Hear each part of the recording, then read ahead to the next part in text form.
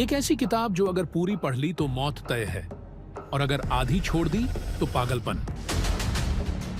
एक ऐसा ग्रंथ जिसमें छिपा है वो रहस्य जो तुम्हें जानवरों, पेड़ों और आत्माओं से बात करना सिखा सकता है। तुम दौलत चाहते हो तो वो भी मिल सकती है, लेकिन एक शर्त पर, एक श्राप के साथ। जी हाँ, मैं बात कर रहा हूं नीलावंती ग्रंथ की। क्या वाकई में ऐसा कोई ग्रंथ इस दुनिया में मौजूद है? अगर है तो इसे किसने लिखा? क्या भारत सरकार ने इस पर बैन लगाया है? और सबसे अहम, इसमें ऐसा क्या लिखा है जो इसे मौत और पागलपन से जोड़ता है? आज के इस रहस्य और रोमांच से भरे वीडियो में हम जानेंगे नीलावंती ग्रंथ के हर उस राज्य को जो सदियों से छुपा हुआ है। तो कमजोर दिल वालों को सलाह है, ये वीडियो अकेले और रात में न देखें, क्योंकि ये सिर्फ कहानी नहीं, एक श्रापित सच है। जब लोग नीलावंती ग्रंथ की बात करते हैं तो उसे एक रहस्यमयी तांत्रिक शक्ति का स्रोत बताया जाता है। कहते हैं ये ग्रंथ नीलावंती नाम की एक यक्षिणी ने लिखा, एक ऐसी दिव्य स्त्री जो न पूरी देवी थी न पूरी राक्षसी। वो जानवरों, पेड़ों और यहां तक कि भूत प्रेतों से भी संवाद कर सकती थी। नीलावंती का बचपन भी रहस्यमयी था। केवल 5 साल की उम्र में वो जानवरों की भाषा समझ लेती थी, गुप्त खजानों का पता लगा लेती थी। बड़े होते होते वो भूत प्रेतों से संवाद करने लगी, और एक दिन उसे यह एहसास हुआ वो इंसान नहीं, एक श्रापित यक्षिणी है जो इस धरती पर फंसी हुई है। सपनों में उसे गुप्त मंत्र और विद्या सिखाई गई, और एक पेड़ के नीचे साधना करने का आदेश मिला, जिससे वो अपने असली लोक में लौट सके। पर कहानी में आया एक मोड़, एक व्यापारी और उसका प्यार। नीलावंती को एक साथी की जरूरत थी और व्यापारी को उसकी शक्तियों की।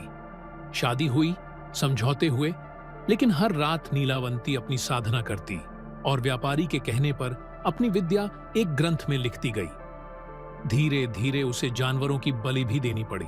जानवर उससे खुद मरने को तैयार हो जाते थे। पर एक रात गांव वालों ने उसे देख लिया। साधना, बलि, मंत्र, सब कुछ।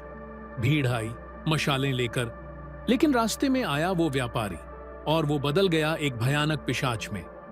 तब समझ में आया व्यापारी एक पिशाच था। उसने प्यार का नाटक किया था ताकि वह ग्रंथ लिखा जाए। नीलावंती को एहसास हुआ कि ये शक्तियां गलत हाथों में जा रही हैं, इसलिए उसने अपने ही ग्रंथ को श्रापित कर दिया।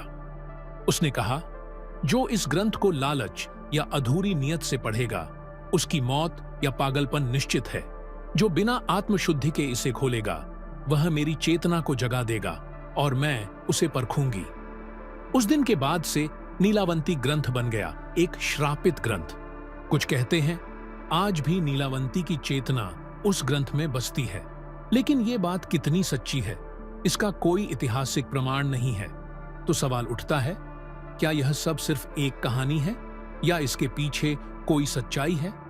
बहुत से लोग आज भी मानते हैं कि नीलावंती ग्रंथ अस्तित्व में था, और ये मान्यता सिर्फ डर से नहीं, लालच से भी जुड़ी है। क्योंकि ये माना जाता है कि इस ग्रंथ की विद्या से इंसान समय में पीछे या आगे जा सकता है, खजानों को खोज सकता है और ऐसी शक्तियां पा सकता है जो उसे अमीर और ताकतवर बना दे। पर सोचने वाली बात यह है, अगर वाकई में ऐसा कोई ग्रंथ होता तो क्या वो इंटरनेट पर यूं ही पीडीएफ में घूमता? मैंने खुद उन पीडीएफ कॉपियों की जांच की। उनमें मिली बस मिलावटी भाषाएं, डरावनी कहानियां और मनगढ़ंत मंत्र। न कोई ऐतिहासिक दस्तावेज, न सरकार की बैन लिस्ट में इसका नाम, न कोई आरटीआई, न कोई प्रूफ। तो जो वीडियो बनाकर आपको कहते हैं कि ये ग्रंथ बैन है, वो आपको डर और लालच का चस्का दे रहे हैं। असल में ये ग्रंथ कभी ऑफिशियल बैन नहीं हुआ, न सरकार ने न किसी संस्था ने। यह हाइप सिर्फ इसलिए है क्योंकि डर बिकता है और लालच खींचता है। तो अंत में बस यही कहूंगा, अगर ये ग्रंथ असल में कभी था भी तो शायद वो सिर्फ उसी को मिलेगा जो इसके योग्य होगा, ना कि उसे जो सिर्फ लालच लेकर इसे ढूंढ रहा है। तो बताओ, अगर तुम्हें कभी नीलावंती ग्रंथ की असली कॉपी मिल जाए तो क्या तुम उसे पढ़ने की हिम्मत करोगे? मुझे तो नहीं है, और तुम्हें भी नहीं करनी चाहिए। अगर वीडियो अच्छा लगा हो, लाइक जरूर करना चैनल पर नए हो तो सब्सक्राइब कर लो और कमेंट में बताना, क्या तुम यक्षिणी नीलावंती से मिलना चाहोगे? अंत में रहस्यमयी संगीत।